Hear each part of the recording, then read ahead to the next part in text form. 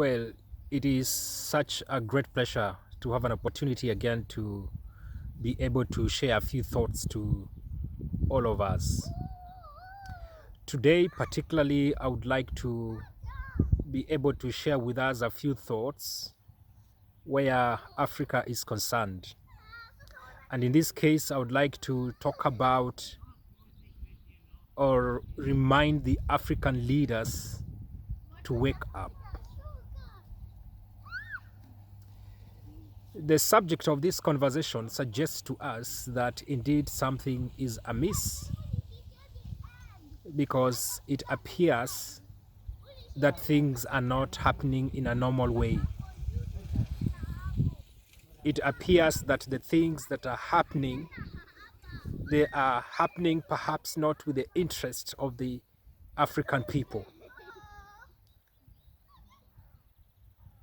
Or it appears that there is no goodwill from the African leaders to be able to come up with measures that are going to help the African people. And this kind of conversation will make sense mostly to the sub-Saharan region. Of course, it does not exclude the other part of Africa. But especially when you come to the West Africa, the Central Africa, Southern Africa, part of Africa, and the Eastern Africa, this conversation is quite appealing. And even as I talk about and appealing to African leaders to wake up, my main inclination is where China is concerned. As we all know that over time and quite in a swift manner, China has been growing exponentially. They have grown to a level that it appears the entire globe is dependent on them, especially where supply of goods are concerned. Of course, we have quite many countries that do their production from China because of the cheap labor and some other reasons where business is concerned. But coming to Africa, over years, we've had a scramble of Western countries and European countries trying to have their foot in Africa. These have happened over time until there was that kind of comfort zone where these two giants are concerned, because they knew very well their roots are so deep in Africa that there were no chances of Africa switching their allegiance or their biggest and strongest partnership. But for the last 15 or for the last 1 decade, things have very fast, in a very unexpected manner, switched and changed. We have had we've had many Africa countries switching to the Asia, switching particularly to China, and choosing to do business with them, and choosing even to take loans from them. And this has completely triggered a different kind of chemistry where international politics in relation to Africa is concerned. Of course, many African countries did it with reasons. Of course, there could be reasons such as Africa coming up. It appears like China came up with goodies. It appears, that is in the eyes of African leaders, it appears that China came up with solutions. I, at this juncture, do not want to really say whether they are good things or not, but at that point, it appears to African leaders as so. The other thing perhaps could be the boredom and the strict measures that the Western and the European nations had imposed on Africa over time. and this had developed boredom and discomfort to African countries, African leaders. So it became so easy for them to see the need of switching allegiance and switching partnership. Of course, there are many other political reasons that triggered this kind of switch, but I do not want to dwell on that. Perhaps on a different other day. Um, the reason why I really want to talk to African leaders to wake up in relation to China is because it appears that China came with good intentions where Africa is concerned. But as we are seeing lately, it appears that that is not the case. Well, African leaders need to wake up because of this particular observation and this particular thing that is happening across Africa. When China came, they came and they have taken their roots so fast. They have taken over government so fast. They gave good loans that appears to have very low interest rate. And African leaders, of course, they went for them very fast. And it appears that most of the African leaders are in a fix that they are not able to even service these loans. And this has made them to really compromise and really to be in a position where they are not able to reason with China, but they are in a position whereby they are at the mercy of China. We have seen in some other countries where China has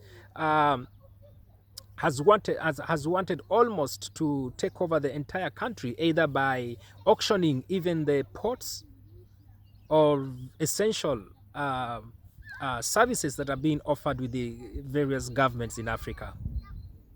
Well, the reason why African leaders need to wake up, they need to wake up, number one, and reject these loans from China.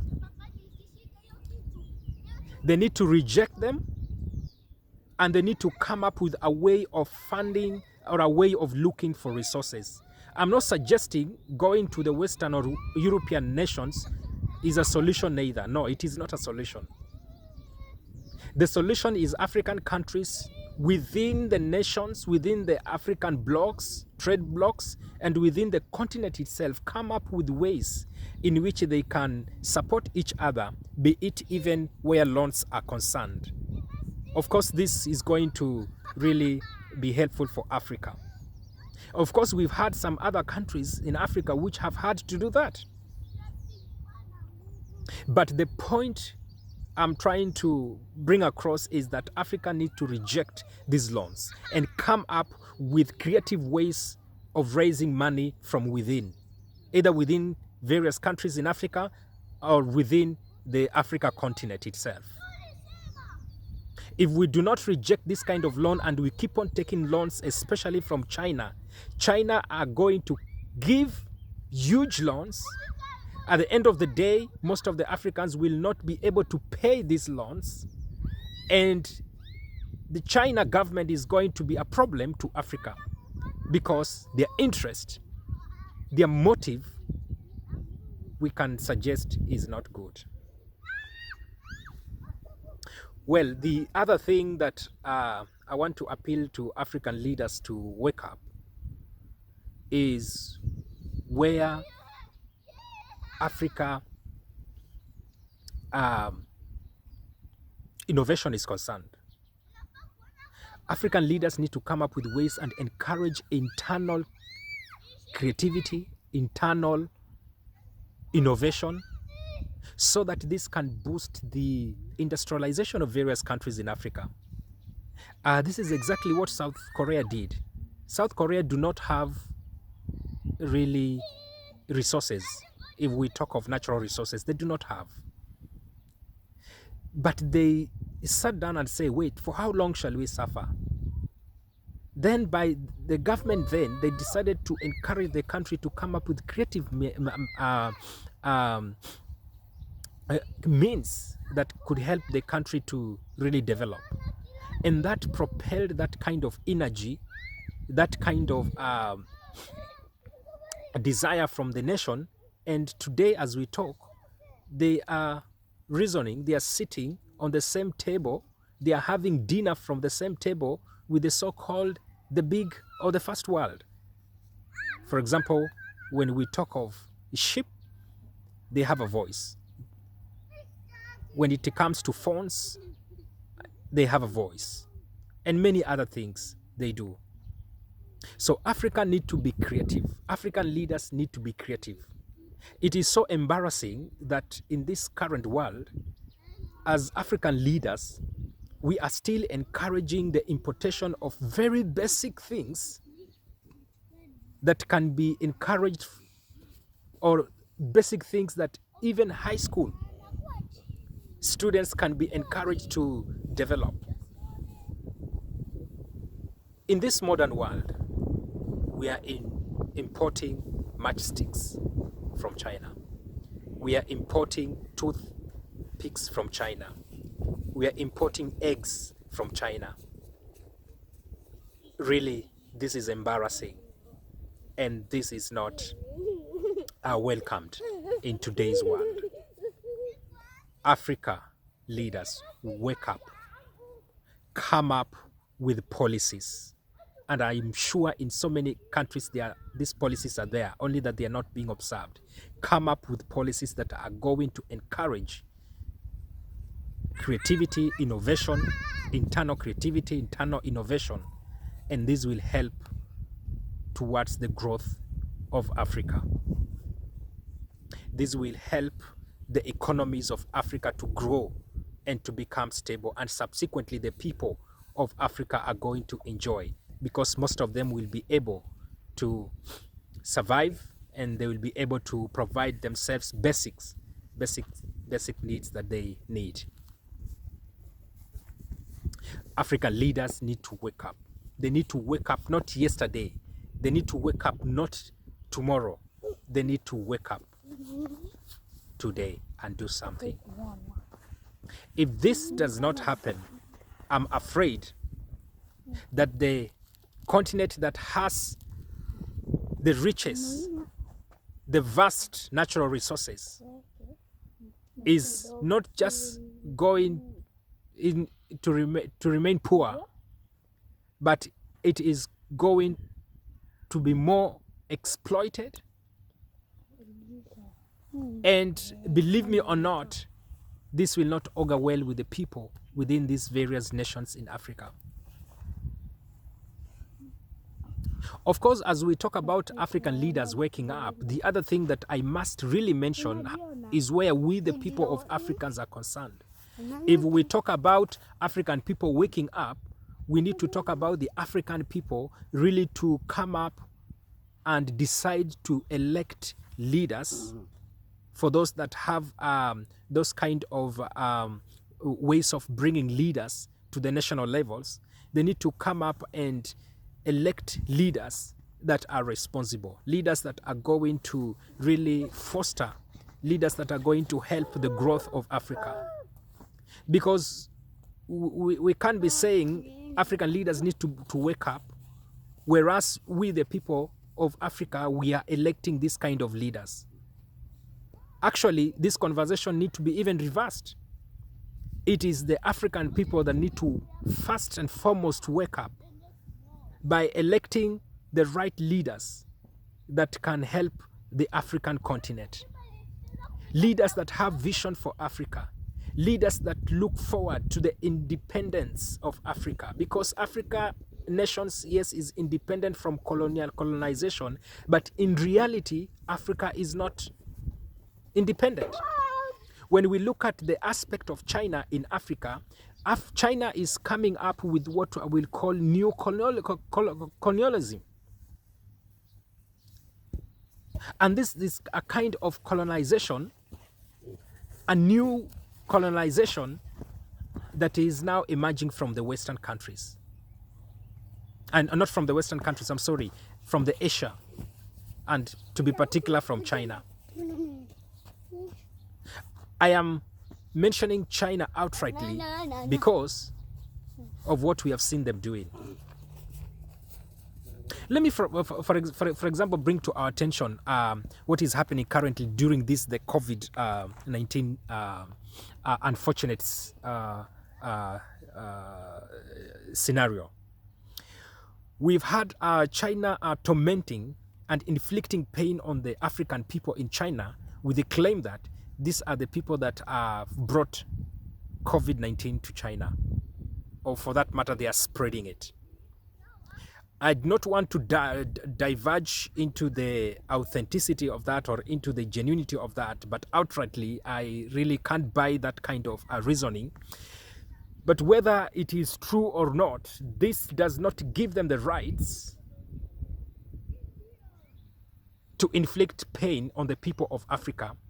This does not give them right to exercise racism on the people of Africa just because of their skin color. And when this is happening, unfortunately, the leaders of various African countries are silent. They are watching from a distance. They feel they do not have the moral or the economic authority to rebuke China and to confront them, because already China is holding their throat tight by the kind of the loans that has given them. So they are at the mercy of China. And at the mercy of China means leaving the people of Africa to be tormented, to be inflicted pain. This is not acceptable. This is not right. This is wrong. African leader must wake up, and they must, with all the strongest term possible, condemn and confront the people of China. This kind of message is not a good one. This kind of scenario is not a good one.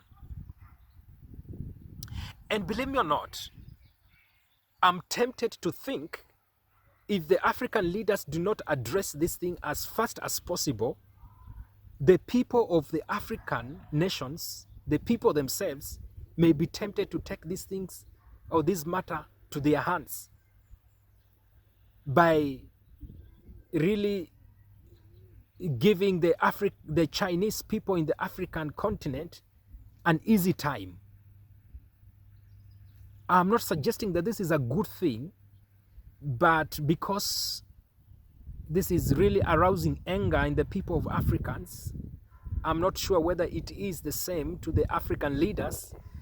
Really, the African people are getting perturbed and disturbed, and they may really begin to take matters in their hands. Of course, we have seen in some other countries, some of the Chinese are being chased from their construction sites, and they're not being allowed to settle there. And if this goes on, then it is going to set really bad precedents, really bad future, not just for the Africans in China, but for Africans in other parts of the world. Of course, China have their own interest, but Kenya also has its own interest.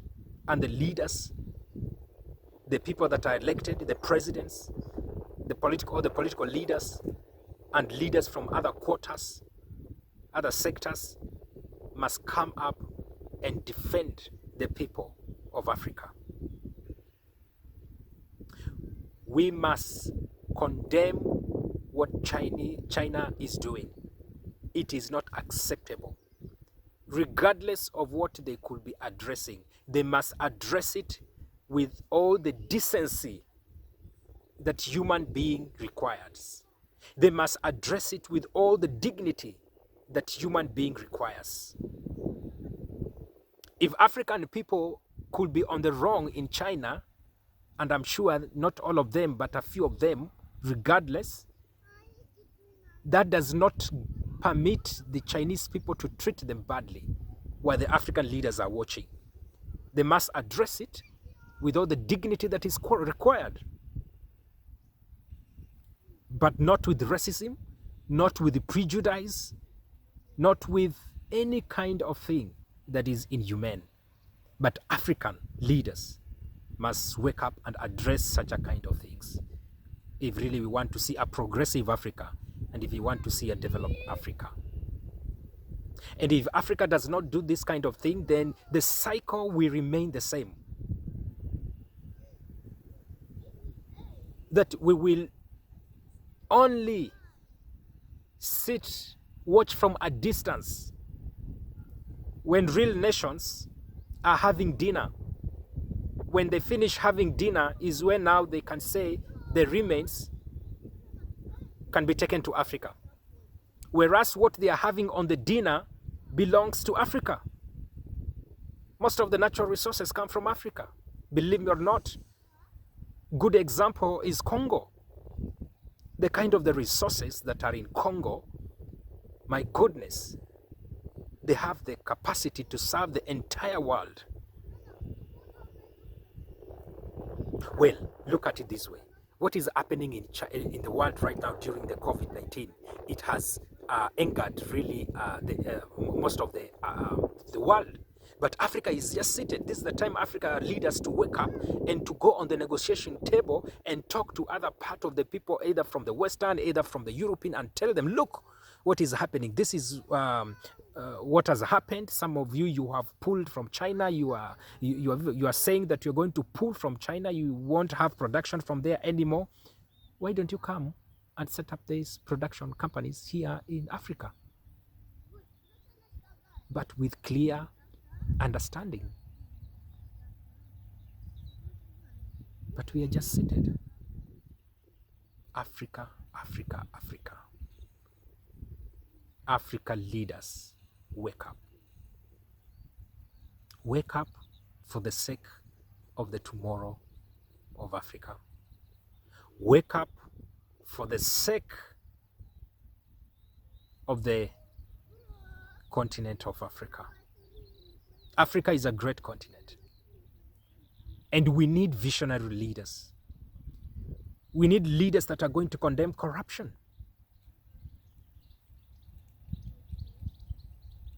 We need leaders that are going to see and think beyond their ethnic groups. We need people of boldness and courage. We need leaders of character. We need people that are going to cause about influence and a positive influence, a positive progress where Africa is concerned.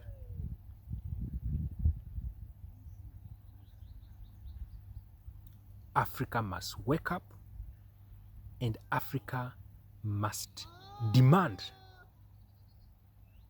respect. Africa leaders must demand respect for African people in the entire world. Not by sitting there when some section of the world is inflicting pain on Africa in various nations, but by defending them and by standing with them and by them. And this is going to be a blessing to the entire continent.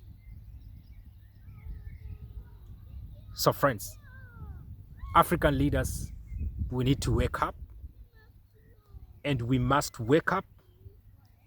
It is not a choice, it is a requirement. And I hope this is going to resonate with all of us. Otherwise, we pray that God will bless Africa. We pray that God will bless the people of Africa, and all to the African people in various nations. Take heart, be strong. You are resilient people, you are strong people. You are going to push the agenda forward because you are talented and you are blessed.